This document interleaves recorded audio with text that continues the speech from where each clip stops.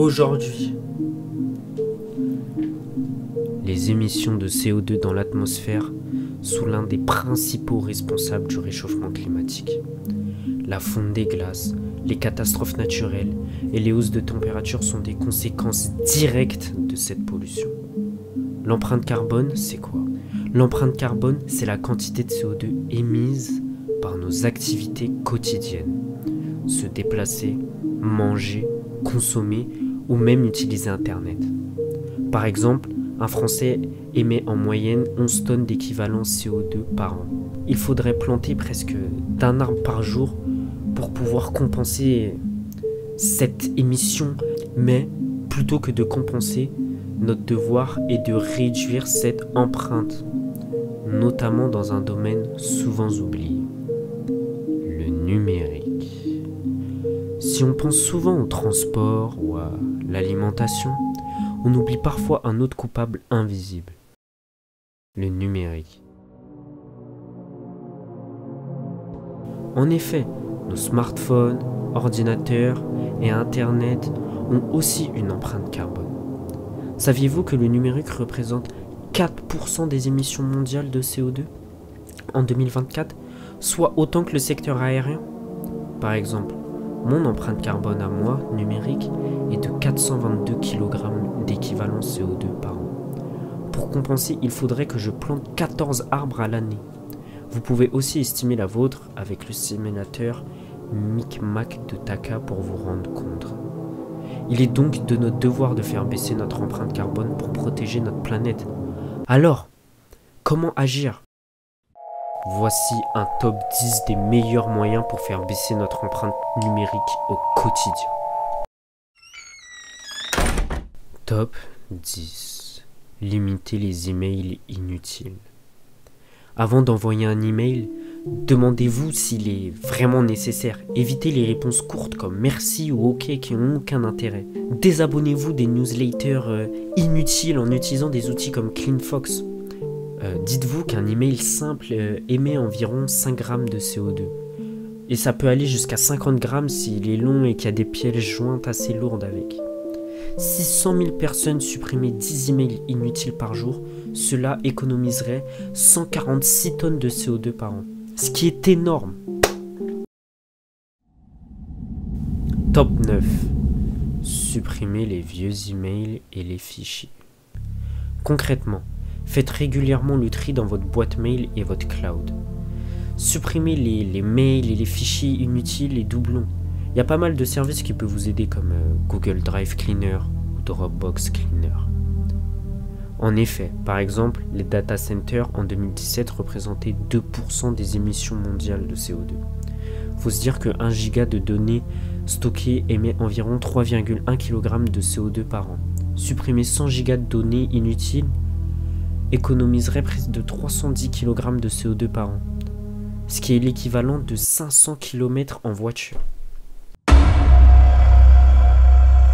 Top 8. Utilisez un moteur de recherche éco-responsable. Passez un moteur de recherche comme Ecosia qui utilise ses revenus pour planter des arbres.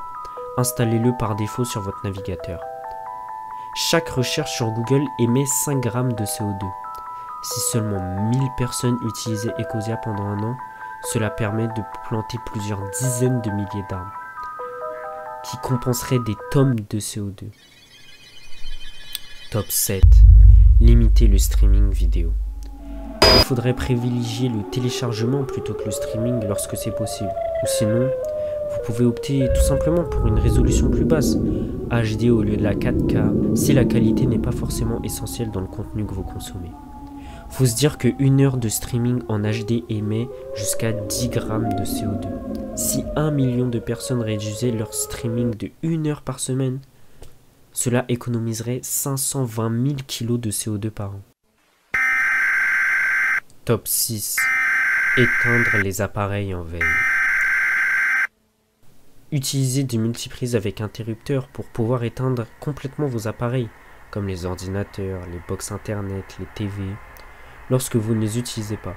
Configurez-les pour qu'ils passent en mode veille prolongée.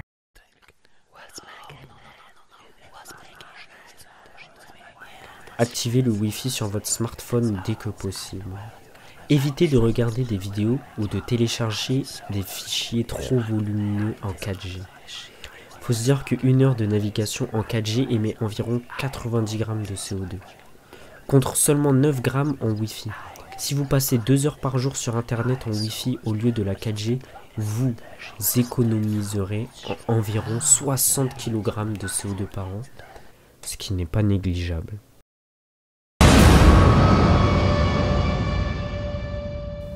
Prenez soin de vos appareils en utilisant des coques et des protections d'écran en cas de panne. Privilégiez la réparation plutôt que le remplacement.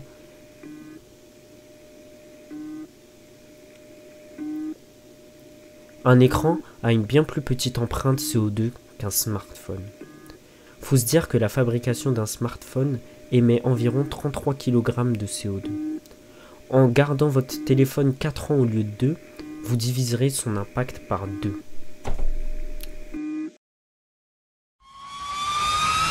Top 3. Recyclez vos appareils électroniques. Renseignez-vous sur tous les points de collecte près de chez vous. Recycler un seul smartphone permet d'économiser 30 kg de CO2. Recycler 1 million de smartphones économiserait l'équivalent de 35 000 tonnes de CO2 à l'année. Top 2. Limitez les objets connectés inutiles. Avant d'acheter un nouvel objet connecté, demandez-vous s'il est vraiment utile. Avez-vous vraiment besoin d'un grille-pain connecté? Privilégiez les appareils à multifonction. Un assistant vocal émet environ 50 kg de CO2 à l'année. Posez-vous réellement la question. Évitez d'acheter des objets connectés superflus. Cela réduirait grandement votre empreinte carbone. Top 1.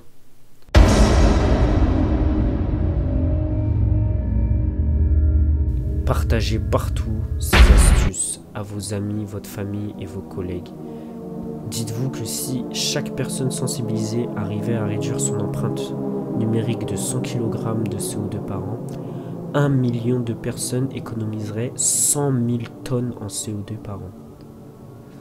En vous donnant plein d'exemples chiffrés, je voulais vous faire comprendre que chaque petit geste compte. En adoptant ces astuces simples, nous pouvons réduire notre empreinte numérique et contribuer à préserver notre planète. Partagez cette vidéo avec vos proches pour sensibiliser un maximum de personnes. Abonnez-vous pour plus de conseils éco-responsables.